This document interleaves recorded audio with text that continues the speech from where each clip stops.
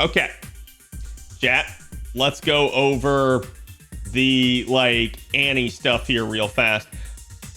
Okay, so we had the 10 great campaigns. It's funny that they invert the order because this was the 10th campaign and they started out as first. We had the lucky bag summoning. That's your GSSRs. You guys know there were 38 different pools. That's why that took so long. We get the free daily story summon. Like I mentioned before, I really hope this is permanent. This was not expected. It's such a nice change. I really do like it. But to me, this is kind of not a permanent thing as it currently stands. So while I'm happy we have this for the next 140-ish days of the year, I don't like that it ends. So this is one of those where if they don't make this a permanent feature, I'm going to be really disappointed in them. Especially because Story Banner is not stupidly strong. I feel like giving a daily single is actually one of the best things they can do for the game. And it actively incentivizes the player base to log in daily. It is a free chance at getting something over nothing. So to me, I think this is a genius change that they've made, and my only issue with it is that it is temporary. So I really hope that they just swoop back in at New Year's and say, hey, we heard you, we know you like this, let's make it permanent. Because if it's only till December, that is oof to me. The login bonuses were what they were. Nothing too stellar about this. It's just pretty much the way things always are. Obviously, you have things multiplied in increments of 10, so it is what it is. We have main story is 0 AP. All of it. All story is 0 AP right now in JP. Everything, including Ordeal Call 1 through 4. Okay? That is so significant for catching up. You will just generate AP by doing story.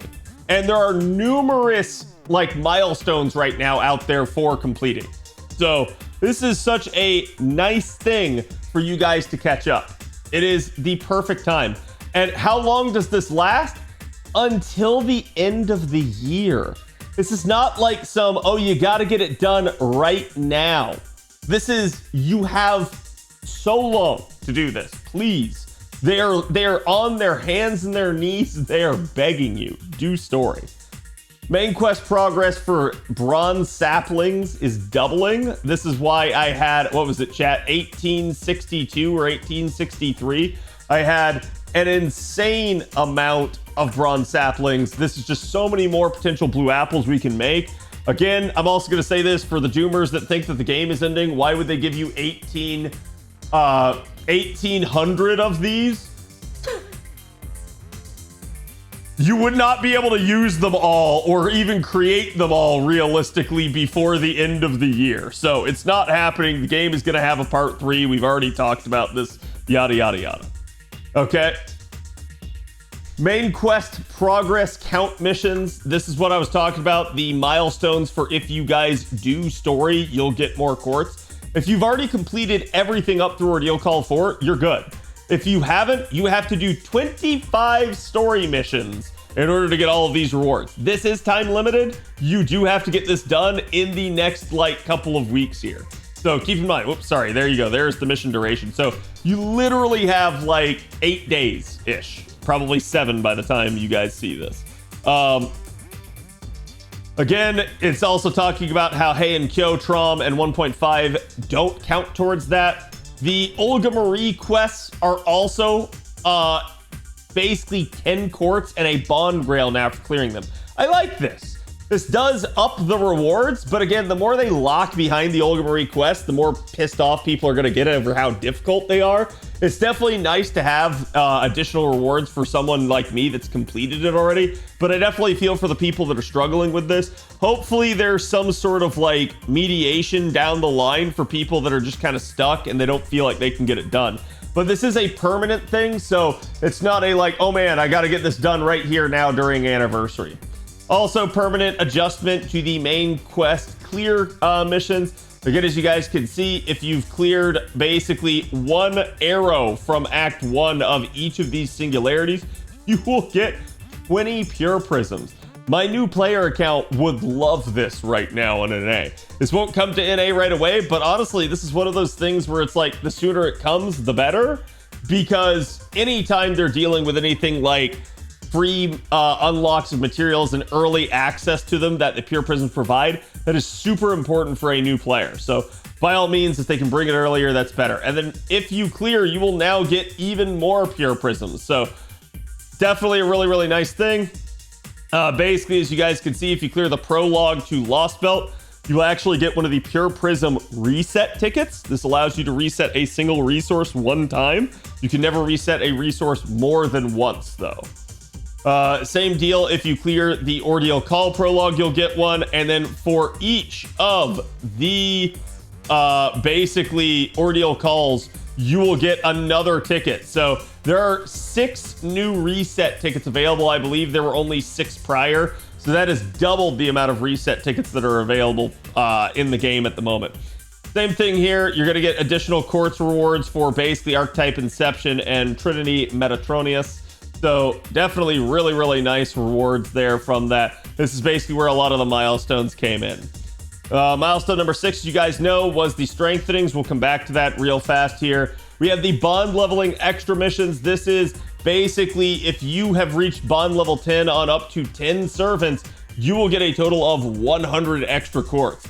Can't argue with that. It's pretty easy to get units to bond 10, especially with things like the teapots nowadays. Worst case scenario, do this on a low star unit. They are very easy to get to bond 10. And then again, you guys can see permanent additions for strengthening quests have been added. The JP server has at least given us a lot more strengthening quests over the past year here, but there's been a little bit of a slowdown here in crunch time as they've gotten closer to 10th Anni. Hopefully they pick it back up again on the backside. Obviously there's going to have a ton of strengthenings coming out right here with the anniversary, but hopefully they continue that on into the new year. Free quest clear missions, also going to get you another 30 quartz. This is going to be your main story maps free quest. Basically just first time clear and completion. You're going to have to do each free quest 3 times, but if you do, you'll get more progress towards this, and you can get up to 330 different free quests complete now, thanks to things like Ordeal Call. So there's an extra 30 quartz up for grabs from that. Class score sign unlock missions, you can see they're definitely upping the amount that you can possibly get, up to 400 class score signs unlocked. For someone like me, I already had all of this done, but it's definitely something where if you guys are still working your way through, or you're maybe just starting out your journey through class score on NA, start doing it, keep doing it. Make sure you're getting those storm pods spent every single day so that you can keep doing that stuff. Okay. Section 8 here is a 4 times super and great success rate. I saw some people moaning for why didn't we get 5 times. 5 times would have been amazing, except for one problem. They promised they would never do it again. So they gave us 5 times at 5th Anni. This is, I guess, the next best thing. Who knows? I would have been surprised if they did something like 10 times, but I guess they probably think that that would be an absurd, like, increase to the rate, and they probably don't want to do something like that. All daily quests are available, and they're all half cost. Same thing with Bleached Earth quests are also half cost during this time period. So it's really just a nice time to get a lot of stuff, a lot of grinding done. Basically, your 9th campaign here is a permanent Da Vinci Workshop and Mana Prism Shop update. So you guys can see they added brand new past command codes to the shop that you guys can get now. If you already have a 5-star command code, though, you cannot purchase a second one again, so keep that in mind. And you guys can see there are also some old craft essences coming back. At this point, most of these are ones that we already kind of like, we have better options than that. Like Halloween Princess used to be the game's best sort of like CE for just kind of starting charge and NP damage for a while, but it quickly got replaced by Holy Night Supper, which is already in that shop. So to me, if you like the artwork, feel free to go for it, but most of these are not going to be too standoutish in terms of their capability. We also have 2 Mystic codes returning back with Tropical Summer and True Ether Chaldea uniform, aka the Babylonia uniform. So both of these are really nice. A lot of people haven't been able to get access to these for a while. Tropical Summer in particular is a really good one. We'll just have to wait and see if some of the more recent ones like the basically the Summer 9 Mystic code end up available at this point. Or sorry, not Summer 9, Summer 8 here. And then the 10th campaign is basically the generic increase to your slots, as you guys can see. We do have a couple of other things here as well. Here is your strengthenings for each day. Basically, day number 1, we've got a 5-star Saber and 3-star Caster. I'm personally hoping it's that Artoria buff that we saw get leaked from prior year. There's plenty of people that are going to want this to be a bunch of different Sabers. I do think, you know, Sabers are in general in a pretty good spot, but there are obviously units like Arthur at this point that could really get some love and kind of get a little bit of an increase to their actual firepower necessary. 3-star Caster, there's a couple of options here. I'm sure a lot of people would love to see a unit like Medea get some love at this point. I'm not going to say that's going to be beyond that capability, but basically, just about anybody not named Coup Caster could get some kind of love at this point. So it'll be interesting to see who they choose for that one. Day 2 is going to be a 5-star SSR Archer. This one, obviously, there's a whole lot of potential capability. I think, and I would not be surprised to see it being a single target. You guys know I've been talking about this for years now at this point. Single target archers desperately need some love. They are kind of getting left behind by a lot of their competitor classes, and I would not hate to see them just kind of getting NP interludes and stuff all around. Exception there being Orion. OG Orion really just needs probably some skill adjustments at that point. But you could even see some AoE archers, someone like Tame Tomo, who could really use some love and is kind of underutilized, or maybe even Jarcher finally getting an NP interlude that might help her.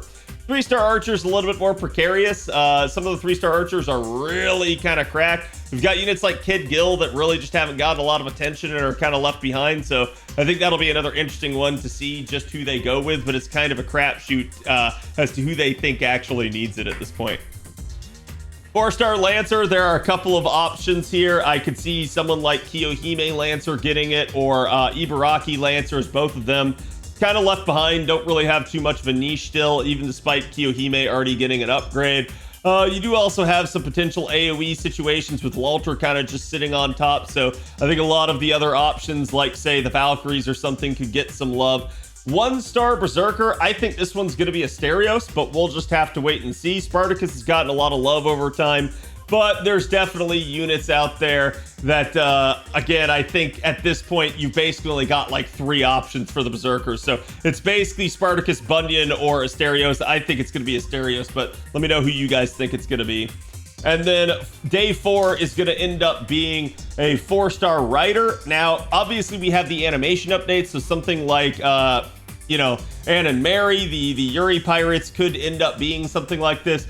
But realistically speaking, there's a lot of pressure on the Rider class, particularly with units like Ushiwakamaru and even, you know, options like Habitrot out there that just kind of make things really rough. So who knows, you might finally see something like an NP interlude to like Mordred Rider, but that seems insane, right? Like, there's no way they would do that.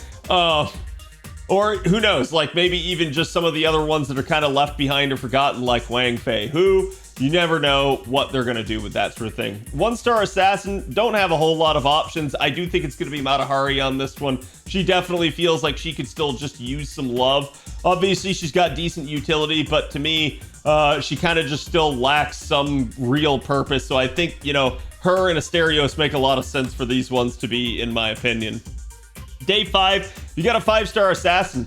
I certainly wouldn't mind seeing it some of the other single targets, especially after that pretty nutty Kama buff, but I could also see this being another like AoE assassin buff, because some of them do feel like they really are just kind of getting trounced by the likes of realistically, I think a lot of the assassin class at this point is getting trounced by either Melt or Tiamat over there in the alter ego category. So I think this could, realistically speaking, be just about anybody other than Kama. And then 2-star Assassin, this one is an interesting one. You've got units like Curse Harm or Sanson out there. Personally, I feel like I'd like to see another buff to Sanson, but we'll just have to see. This could be a whole lot of things, and I think days like this are definitely an interesting one to denote. Day 6, we end up having the casters. This one to me is another interesting day. You've got another like duplicate. So 5-star caster could be a lot of units. I'm gonna say not Merlin, not Castoria, pretty much like anybody, probably anybody other than like Alice, Castoria, Merlin. God, what was the other one that I was thinking of? Ace, obviously. Yeah, so like pretty much anybody other than those 4 could probably see some kind of love at this point. I don't think it'd be absurd to see a buff to like Tamamo, or even potentially someone like Scotty again. We'll just have to wait and see. Who knows? Maybe it's a buff to OG Waver, but it could be some interesting stuff for either an AoE caster or a single target at this point. Is similar deal with the Ultra Ego situation that they're having. You also have your 2-star caster here, and this is a little bit of a toss-up. I think Shakespeare makes a little bit of sense due to the fact that he's getting that animation update, but it's entirely possible this could be like, yet again, another buff to Hans or something like that. We don't even really know at this point, but I think this will be another really, really intriguing one. Day 7 is also going to be another 5-star caster, so again, same deal as we said before. This really could just be a bunch of different options, and it's going to really depend on who the devs actually feel like desperately need it. 3-star Berserker, there's a lot of options here. A lot of people forget that Kiyohime has had some really nice love, so Darius does make a little bit of sense. He's still, despite getting 20% Buster Up, not really got a whole lot of identity at this point, so I wouldn't be surprised to see them kind of do something with him, especially since he was in that round of animation updates. But we'll just have to see. Again, this could be another really particularly peculiar one if they wanted to like touch somebody like Lu Bu or something like that, that realistically has not had a lot of love over the years. So definitely an interesting round of buffs. I do both simultaneously like and dislike the amount of low stars here. It's really, really nice that the low stars are getting some attention, but I will say usually the anniversary buffs are some of your strongest buffs that you will see at any point of the year. So I think this is one of those deals where personally I would have liked to see more of the high stars get it here and the low stars get worked in elsewhere. But it really doesn't matter as long as they're just doing and increasing the clip of buffs that they are doing overall. I'm fine with it either way. So at the end of the day, I'm just happy to see maybe some lesser appreciated units over the years get some actual attention. But let me know who you guys' predictions are on that one, and I'll be sure to read your comments. Now, for some of the other stuff that we have here, again, we did have the revelation that the extra parts for the Olga like fights, the pieces that you get from each one of them is going to end up actually combining to get you guys the ability to unlock and actually grand an Olga. That was kind of some of the predictions. A lot of us thought we were going to get a free Olga, but instead we ended up with the capability now to grand instead our beast classes. So it was a little bit of a like weird thing where maybe some people were thinking this was the ascension materials for Olga or something like that. None of us really knew what this was going to be. It's interesting to see how they've done it, and now we know for a fact that we are getting grands of extra 1 and extra 2 available to us right here soon in the month of August. Though one of them will be happening right now here during the anniversary. We're going to get another one as well during summer. So probably during the 3rd week of the summer event, you will see the extra 2 grand system get trotted out.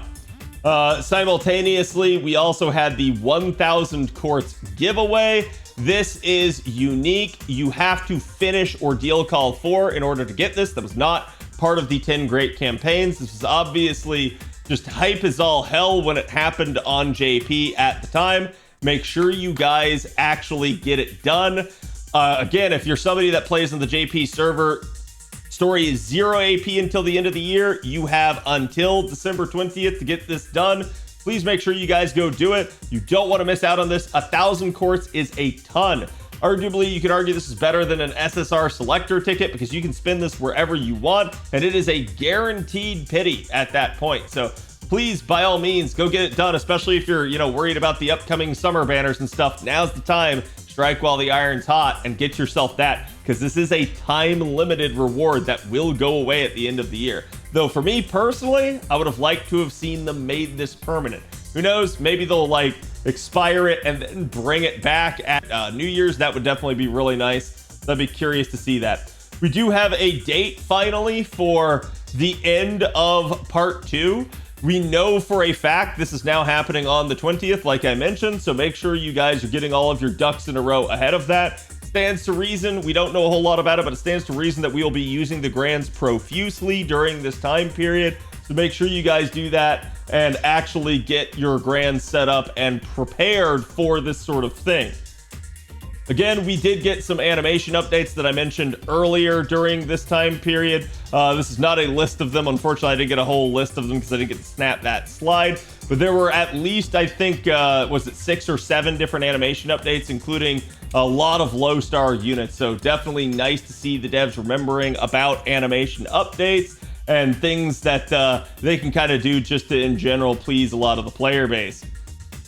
We did also, as another like small thing that a lot of people got glossed over here, get the Mana Prism and Rare Prism cost for 4-star foes reduced permanently in the DaVinci shop. So from now on, if you want to buy your monthly 4-star foes in the Mana Prism side, it's only going to cost you 300 per instead of 500. And for Rare Prism, it's only going to cost you 2 instead of 3. So definitely a nice change. This is going to help people stretch their Mana Prisms a little bit further. But yeah, that's going to be it pretty much for that. We did get reveals of the male summer units, as well as some of the female options here for summer. Again, as you guys can see, there's definitely going to be a lot of hype kind of coming out here with summer. Summer should be coming out basically at this point during the sort of like midpoint of August, so probably right after anniversary ends, you guys can expect summer. Also, we will have the Famitsu article rolling out here in a couple of days that my good buddy Mr. Two Love Trouble will be live translating, so feel free to catch him on Twitch. I also usually make a TLDR of that entire interview for things that people need to know that can't read Japanese. But usually I try to make it as in-depth as possible so that you guys get all the nuance and context of things that you might need for that. So again, thank you guys for watching. I will see you guys for the next one later. And thank you guys for watching. Don't forget to like and subscribe. We're almost to 18,000 subs. We'll celebrate with a barbecue mukbang when that happens.